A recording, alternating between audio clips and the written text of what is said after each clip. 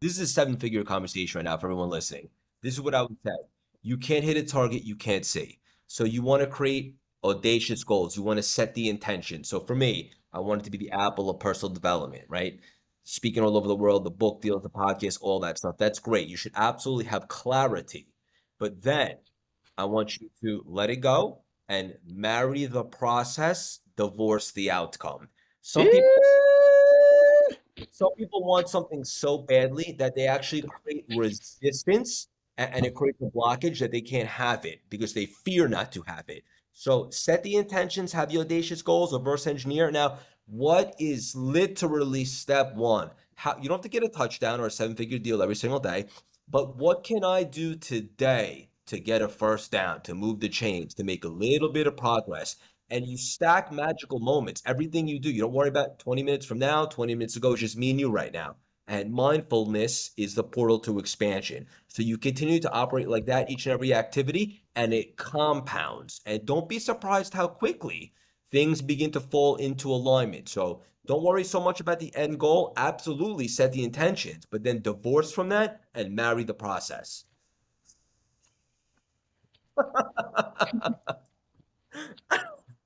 Like it's not deep, but it's so deep when you really listen to it.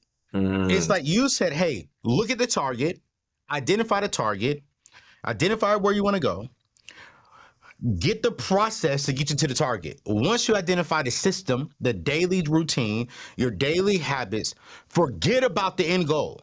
Just now focus day by day on the process. And this is what I call, you call it process. I call that the system. What is the strategy that's going to get you to where you want to go? Every July, I break away. I take the whole month off, and I come up with the strategy. Everyone starts their year in January. I start my year in July because that's my birthday. And I'm like, okay, cool. What do you want by this time next year? Once I have that, I identify what is the strategy to get there. And then I do not think about the end goal. I'm like, all right, cool. If I just focus on this, I'm going to get there. And here's the thing. Let's say if I don't get there, Craig, I got closer than I would have ever gotten without the strategy. So it's like, if I have a strategy, I'm going to get closer. If I don't have a strategy, I'll never even get even close or even hit the target. mm, Marry the process, divorce the outcome. that's it. That's going to be a clip. We're going to clip that and put that on Instagram. Oh yeah. That's the clip right there. That is the clip because it's so simple. You want to get out of debt? Cool, great. Identify how much money you have to get out of debt. Once you get out of debt, follow the system that I teach, that maybe Dave Ramsey teach on Financial Peace University. Divorce the amount of debt. Don't rack up any more debt and stick to the strategy of getting out of debt. You want to build wealth? Like you said, you want to make 7 figures within the next 2 years? Cool. That's your goal. Identify the strategy, what it takes to get there. Forget about making 7 figures. Follow the strategy. You want to get married? You want to find you a husband? Want to find you a wife? First off, you may need to check yourself. It might be you the reason why you're not married. It was me, but I had to get rid of that and just focus on becoming a better man. Listen to the strategy and focus on becoming a better man, growing every single day. And you know what? It is definitely working. Man, we got about 6 more minutes. I'm gonna try to get. I have some good questions here that I would love to do, not to do, to get through. But that's so good, man. Marry the process, divorce the outcome. That's it. We could break that down some more, Craig. But I got 3 more questions that I want to ask you. Sure. What advice would you give to someone who is sitting here? I said, I hear you. You're talking about marry the process, divorce the outcome. But I don't think I'm worthy of a 7-figure career. I don't think I'm worthy of a 7-figure opportunity. Anthony, you're talking about building wealth and getting. I don't think I'm worthy of that. I made so many mistakes in the past. Who am I? Like I don't really have nothing of value. What would you say to encourage people who are feeling unworthy of something? Or not? I'm gonna put it like this towards your book. What do you say to people who feel unworthy of an upgrade to their life? Yeah, first of all, I would say 3 words. Why not you?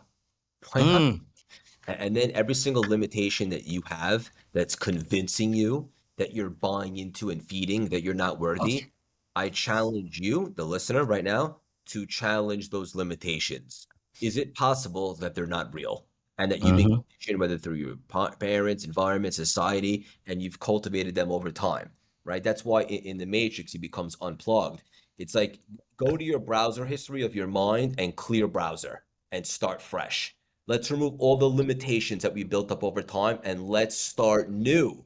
You are Mm, abundant, you are available, you are connected. There is nothing that you can't figure out. It's all out there for you. It starts with mm. letting go of the stuff that's keeping us playing small. And as I like to say, playing small is canceled. Yeah, it is canceled, man. In regards to your book, I want to talk a little bit about it because I want people to get it. One of the things I always ask every author that comes on my show is I do a little bit of research, and there's in the personal development space, man. Literally, there's over 50,000 plus personal development books in the world. It's Yeah. saturated with good books, but then it's saturated with a lot of nonsense. Studies are showing nearly right now, currently in the year 2023, that nearly 70% of people live in paycheck to paycheck. When you dive deeper into the study reveals that out of that 70%, a large portion of those are people who make over six figures. These are people who are living paycheck to paycheck because of inflation, because of job loss. But a lot of people saying, man, we have an income problem. And here's the truth. We don't really have an income problem. We have a lack of utilizing our gifts and skills problem. You have the skills, you have the talents that God put on inside of you. And I want to ask you this question. I want to be very honest. Are you utilizing them correctly? Or are you just going to work, getting that check, coming home, and not really utilizing your gifts and skills to build wealth to pay off debt? Well, listen, I am hosting a 100% free masterclass here with the next few days, and I'm teaching people how to build a personal brand, how to use the gifts and the skills that God put on the inside of you and turn that into an extra $1,000 to $5,000 a month to go towards paying off debt, to go towards, building an emergency fund, to go towards building a dream home. But I'm going to go even a step further. What if you can use the same principles I'm going to be teaching for free? You make an extra $1,000 to $5,000, but what happens if you could turn it into a six-figure income or maybe a seven-figure income within the next couple of years? Well, if you are ready to take control of your money, if you're ready to utilize the gifts and the skills God has given you to build a legacy, to build wealth for yourself, can you meet me? I want you to go to anthonyoneal.com/save my seat. Again, that is anthonyoneal.com/save my seat. Or you can click the link in today's show notes. It's 100% free. Come join me. Let me show you how we, my team and I, built a seven-figure brand and how we can put $1,000 in your pocket within the next 30 to 60 days. I'll see you soon. With a lot of books that is just a bunch of fluff and just not healthy. I'm curious, when you were going through your thought process of bringing this book into the world to help people, you said that you studied this space. And so you saw all the books and you probably read the best of the best books. Out of reading the best of the best books, what did Craig see missing in the personal development space that sparked you to write the reinvention formula? Yeah, so it's funny that you say that because I couldn't agree more. There's a lot of books out there, most of them just like principles and tools, and that's great, but a lot of it's repetitive. I wanted to create something that I haven't quite seen before, something a little bit different. So one thing that somebody couldn't deny about me, even if they didn't like me, hard to believe I know, is that I'm an expert in reinvention, right? Because I had Mm, one life for essentially 35 years, but more specifically a career for 13. And then I pivoted into something with no experience, no connections, no followers, to what people say they've never seen someone build a brand in a short amount of time with that much success, and very humbled by that.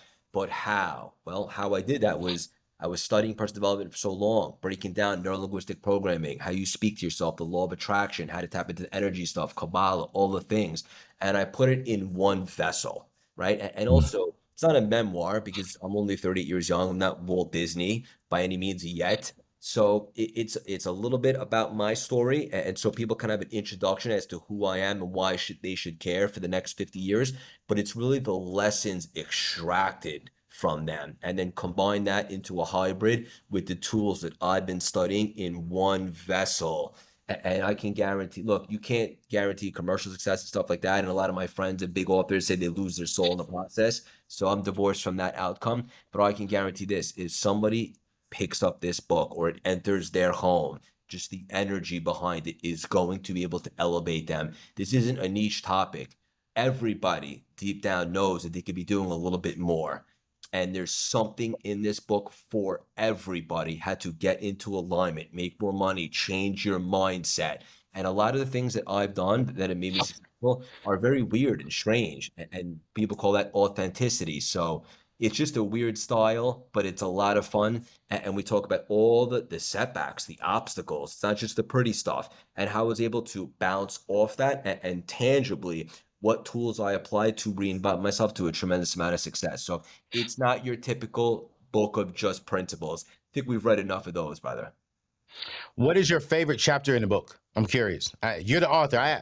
I love that because I'm in the process of writing a book myself, and man, I'm like, man, this is a chapter right here. Oh man, this is gonna be the chapter right here. But really, it's like, what is that chapter that you was like, yo, this is, if they can get this chapter, it was worth the whole book. Yeah, I'm going to give you two. Okay. Number one is the 4 minute mile. And make a long story short, the story goes is nobody for hundreds of years could break the 4 minute mile. It couldn't be done. In fact, it could kill you, your heart. Then all of a sudden somebody did because they thought a little bit differently. And then everybody did. So what really happened there?